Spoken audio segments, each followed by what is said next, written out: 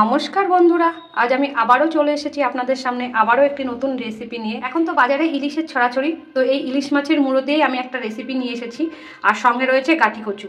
গাঠি কচু এখন বাজারে অ্যাভেলেবল, তো আমি আজকে গাঠি কচু দিয়ে ইলিশ মাছের মুড়ো দিয়ে একটা রেসিপি নিয়ে এসেছি। তো চলুন দেখি কিভাবে বানানো যায় এই রেসিপিটির জন্য লাগবে আমার গাঠি কচু।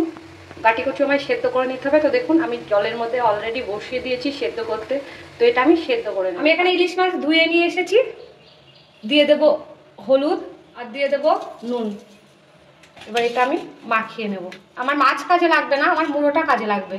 মুড়োটা দিয়েই আমি বানাবো। আমার এটা সেদ্ধ হয়ে গেছে, দেখে নেব। দেখুন এবার আমি গ্যাসটা অফ করে দেবো। এটা ঠান্ডা না হলে আমি ছাড়াতে পারবো না, ঠান্ডা হলে এটাকে আমি ছাড়িয়ে নেব। তো আমি অলরেডি কড়াইয়ের মধ্যে মাছগুলো ভাজতে লেগে গেছি। যেহেতু এটা পদ্মার ইলিশ নয়, ওই জন্য আমি জাস্ট একটুখানি হালকা হাতে ভেজে নিলাম। দেখুন জাস্ট এপিট করে নিয়েছি। মাছগুলো আমি তেলের উপরে দিয়ে দেবো, মুড়োগুলো ভেজে নেবো। অলরেডি গাঠি কচুগুলো আমার ছাড়ানো হয়ে গেছে, দুটো আমি রেখে দিয়েছি আপনাদের দেখানোর জন্য। দেখুন দেখুন এবার আমি এগুলো হাতা দিয়ে ম্যাশ করে নেবো। এটা পুরোপুরি ম্যাশ করে ফেলতে হবে, দলা থাকলে চলবে না। দিয়েই করে নিই। দেখুন খুব সুন্দর সেদ্ধ হয়েছে। এটা আমার ম্যাশ করা হয়ে গেছে।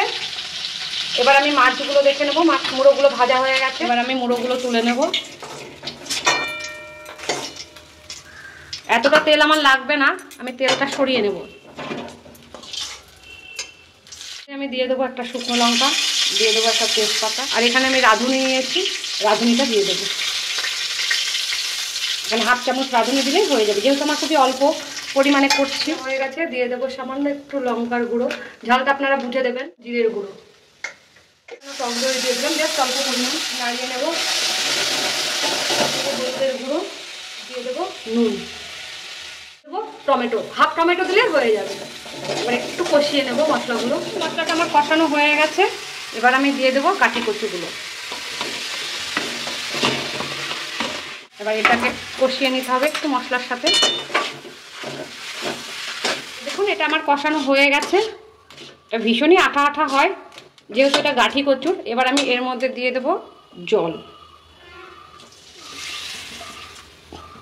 1 কাপ মতন জল দিলেই হয়ে যাবে।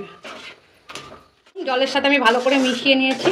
এবার এটা আমায় ভালো করে কষাতে হবে যতক্ষণ না এটা শুকিয়ে যায়। জলটা যতক্ষণ না শুকিয়ে যায় এটা সমানে কষাতে হবে। এটা নাড়তে ভুলবেন না, নইলে কিন্তু নিচে লেগে যাবে। ফুটতে লেগে গেছে, কেমন একটু কষেও গেছে। আমি মিডল স্টেজেই দিয়ে দেবো মাছের মুড়োগুলো। এটা দিয়ে আমায় আরও কিছুক্ষণ কষাতে হবে যতক্ষণ না শুকোয়।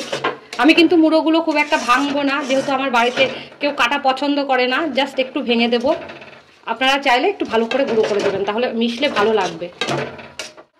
অল্প 2-4 দানা একটু চিনি দিয়ে দিলাম। তো দেখুন এটা আমার একদম হয়ে গেছে। এবার আমি এটা নামিয়ে নেব। দেখুন কতটুকু হয়ে গেল।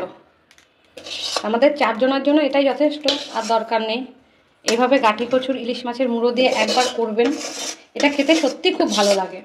ছড়িয়ে দেবো একটু মাছ ভাজার তেল, এটা দিলে বেশ ভালোই লাগবে খেতে। আপনারা মিশিয়েও নিতে পারেন, এভাবে ওপর থেকে ছড়িয়েও দিতে পারেন। ভিডিওটা এতক্ষণ দেখার জন্য অনেক ধন্যবাদ। ভিডিওটাকে অনেক অনেক করে লাইক করুন, শেয়ার করুন, আর এই চ্যানেলটিকে সাবস্ক্রাইব করে রাখুন, যাতে আগামী ভিডিওগুলো আপনারা খুব সহজে আর তাড়াতাড়ি পেয়ে যান। আমি আবারও আপনাদের কাছে রিকোয়েস্ট করব, বাজার থেকে গাঠি কচু ফুরানোর আগেই এই রেসিপিটা অন্তত একবার বাড়িতে বানিয়ে নিন আর সকলে মিলে এনজয় করুন।